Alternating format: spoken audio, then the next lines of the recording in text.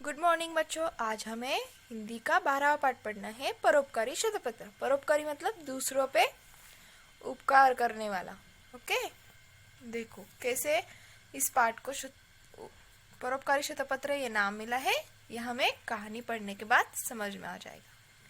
एक जंगल था, उसमें शतपत्र नाम का एक कटफोड़ा पक्षी रहता था।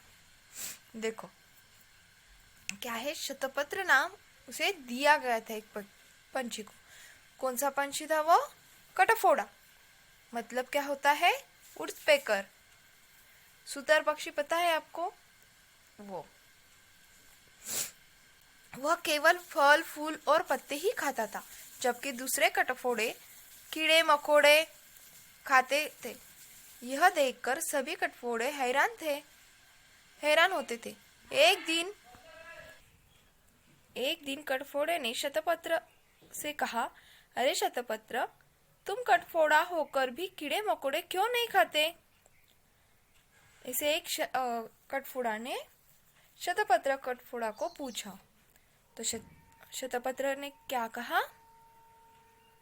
अपनी भूख मिटाने के लिए किसी को मारना मुझे अच्छा नहीं लगता। शतपत्र की बात सुनते ही वह कटफोड़ा जोर से हंसा और उसका मजाक उड़ाने लगा। शतपत्र को उसका मजाक उड़ाना अच्छा नहीं लगा, इसलिए वह दूसरे जंगल में चला गया। देखो बच्चों, हम क्या खाते हैं? सब सब्जी रोटी, है ना? वो शतपत्र है, पंछी क्या खाते हैं? कीड़े मकोड़े। लेकिन ये जो था, तो ये क्या करता था? उसे किसी को मारना, किसी को तकलीफ देना बिल्कुल पसंद नहीं था। तो वो क्या खाता था? फल फूल ऐसे ही खाता था। तो बाकी ये ये थे कटफोड़ा, तो वो उसका मजाक उड़ाया करते थे कि तुम क्यों नहीं खाते? तो उसने बताया कि मुझे किसी को तकलीफ देना या मार कर मुझे खाना पसंद नहीं है। तो उसका वो मजाक उड़ाने लगे। वो शतपत्र कटफोड़ा को पसंद नहीं आया और वह दूसरे जंगल में चला गया। एक दिन शतपत्र पेड़ पर बैठा हुआ था, तभी उसे किसी की कहराने की आवाज सुनाई दी। उसने इधर उधर देखा तो एक शेर पेड़ के नीचे लेटा लेटा दर्द से तड़प रहा था। शेर को तड़पता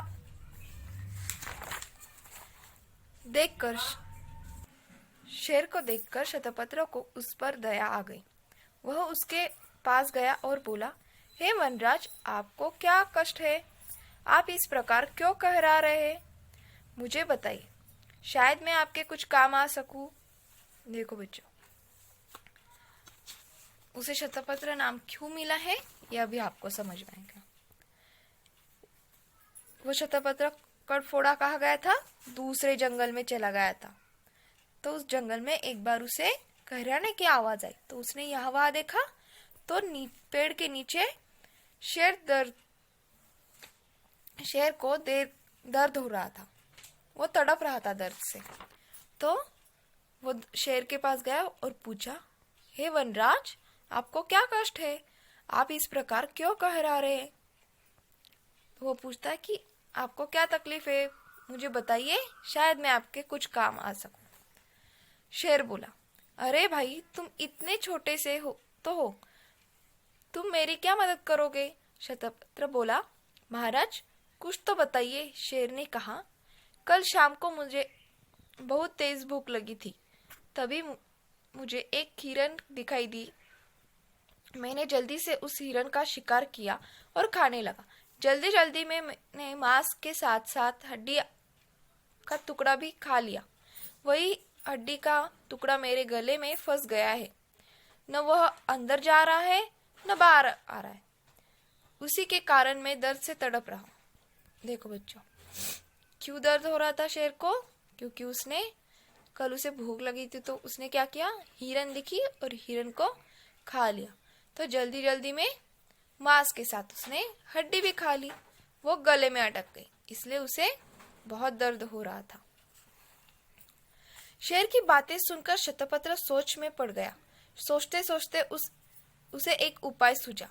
वह बोला, ठहरिए महाराज, मैं अभी एक लकड़ी का टुकड़ा लेकर आता हूँ। फिर उससे आपके गले में फंसा हड्डी का टुकड़ा बाहर निकल जाए दूंगा। क्या कहा उसने शेर से कि रुको महाराज, मैं अभी लकड़ी का टुकड़ा लाता हूँ और आपके गले में जो हड्डी का टुकड़ा फंसा है वो निकाल दूंगा। शतपत्र उड़कर गया और कुछ ही देर में एक लकड़ी का टुकड़ा ले आया। फिर उसने शेर से कहा, महाराज आप मुंह खोलिए, मैं यह लकड़ी का टुकड़ा आपके दांतों के बीच में फंसा दूंगा और फिर अपनी लंबी चोंच से हड्डी के टुकड़े को निकाल दूंगा। शेर ने शतपत्र की बात मान ली। फिर शतपत्र शेर के मुंह में घुसा और उसे अपनी लंबी चोंच से हड्डी के टुकड़े को निकाल दिया। हड्डी का टुकड़ा बाहर निकलते ही शेर के गले का दर्द ठीक हो गया। देखो बच्चों, ये शतपत्र छोटा सा होकर भी उसने शेर की मदद की। वो गया, लकड़ी का टुकड़ा लेकर आया और जो वनराज शेर था उसे मुंह खोलने के लिए बोला और मुंह में लकड़ी बिठा दी। और क्या किया, अपनी लंबी चोंच से उसने जो शेर के गले में फंसा हुआ हड्डी का टुकड़ा था वो निकाल दिया इसे।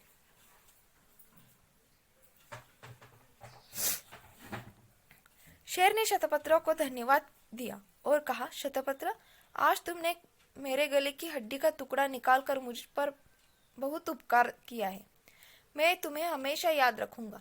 फिर शतपत्र वहां से उड़कर चला गया। जानते हैं बच्चों, यह शतपत्र बोधिसत्व भगवान बुद्ध थे जो अपने सभी जन्मों में दयालु, अहिंसक और उपकारी थे। देखो बच्चों, ये कौन माना जाता है?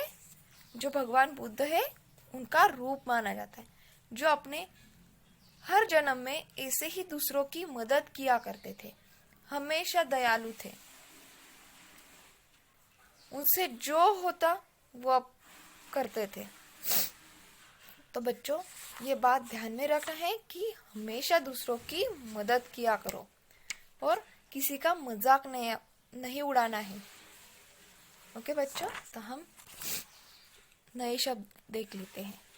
अहिंसक, हिंसा न करने वाला, मतलब किसी के ऊपर चिल्लाना नहीं है, मारपीट नहीं करनी, उसे क्या कहते हैं? हिंसा करने। किसी को तकलीफ देना मतलब हिंसा करने होता है। परोपकारी मतलब दूसरों पर उपकार करने वाला। दयालु, दया करने वाला। उपकार मतलब भलाई। कहराना, दर्द से चिल्लाना। बच्चों, ये स्टोरी 2 बार पढ़नी है, ओके? और हमेशा याद रखना है कि दूसरों की मदद करना अच्छा होता है।